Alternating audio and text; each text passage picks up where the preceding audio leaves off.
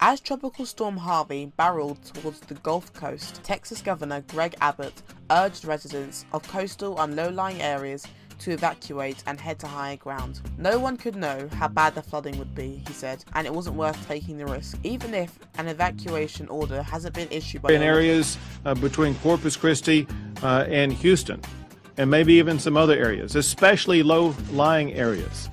You need to strongly consider evacuating.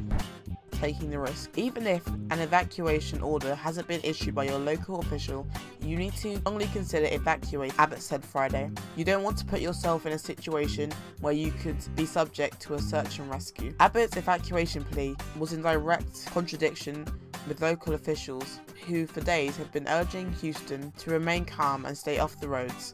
Some invoked the deadly traffic jams of Hurricane Rita in 2005 to remind residents that fleeing could be more fatal than staying in their homes. As floodwaters rose, leaving residents on upper floors and waving sheets, Houston officials have been repeatedly forced to defend their decision as critics questioned whether it was the right one. They said, "You could literally not put 6.5 million people on the road." Mayor Sylvester Turner said Sunday, when asked again whether the city should have evacuated, "If you think the situation right now is bad, you are giving an order to evacuate. You are creating a nightmare." He was asked again on Monday. He said, "You put millions of people on the roads and they are running into a storm. The best place for Houstonians and the people of Harris County was right here." In 2005, less than a month after Hurricane Katrina devastated New Orleans, an ominous forecast for the strongest Gulf storm in history hung over southeast Texas like a cloud. As Hurricane Rita approached the Gulf state, buffeted by 175-mile-an-hour winds, officials in no uncertain terms ordered more than 1.3 million residents to leave the beach cities and low-lying areas of Houston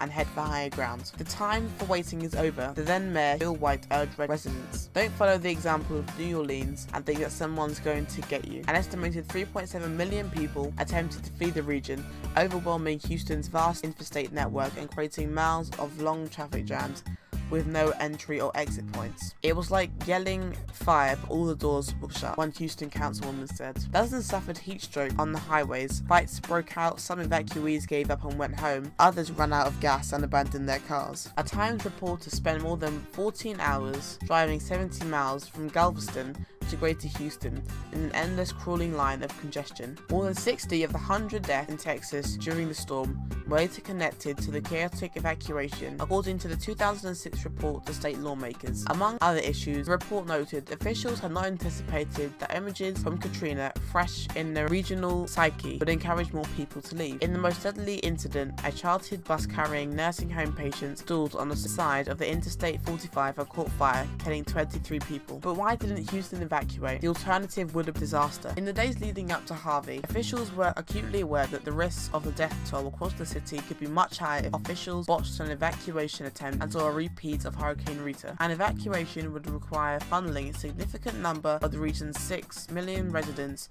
onto 3 main evacuation routes, with the risk that those routes could become flooded too. During Tropical Storm Allison in 2001, 7 of the 22 people who died in Houston drowned in their cars according to federal data, and in 2014, nearly 2/3 of US flood victims died in their cars, according to the most recent data immediately available. Sending potentially millions of people out into flooded areas, it doesn't make sense, mayoral spokesman Annan Bernstein said. "With our bayou system, we don't know which watershed is going to flood first." The city would also have to scramble to transport the poor, the elderly, and the disabled, and the sick, who did not have or were not able to drive cars. Turner and Harris County officials agreed to issue an evacuation order if the storm met one of the 2 indicators: winds powerful enough to destroy buildings, or surges that could devastate low-lying areas. Forecasts soon showed that neither situation applied to Houston. Bernstein said, instead, City Hall staff who worked verify the 911 dispatches, high water vehicles, and US Coast Guard were able and ready for action. "This has not been perfect, and we may have lost people along the way, which is horrible," Bernstein said,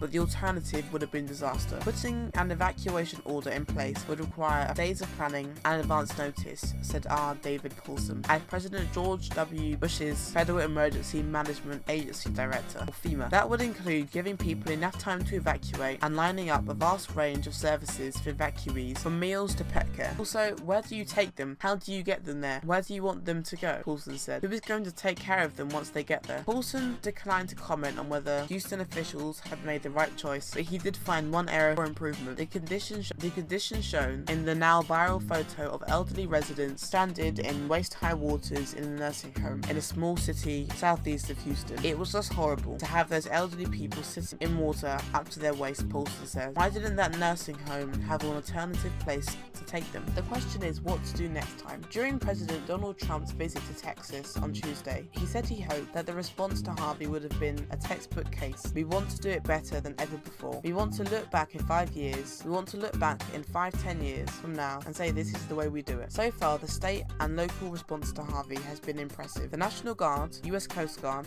local emergency responders, a bunch of YouTubers, and a massive flotilla of private boat operators have rescued thousands stranded throughout the Houston area. On Monday, Abbott activated the entire Texas National Guard, about 12,000 guardsmen. In Houston, authorities asked stranded people to hang sheets and towels out the windows so rescuers could easily identify them. But the question still remains as to why Houston wasn't evacuated, why there wasn't a proper evacuation plan already in place that could have been implemented. Ideas such as opening both lanes of the highway so that every direction was going out of Houston rather than just having half the lanes. These simple ideas could have helped save lives, keep people dry, and make the Houston flooding shining lights to the world on how to handle a flood, rather than a complete catastrophe, relying mostly on independent volunteers, FEMA, which is an underfunded government agency, and a bunch of YouTubers to help sort out the mess. Now, of course, the flood waters are receding, but Hurricane Irma is already hitting countries like Dominican Republic, Haiti, and it's already on its way to Florida and Miami. The question is, will they be evacuated or won't they? And will the evacuation be done properly, so that maybe this can be the case where we can look back and say this was done properly,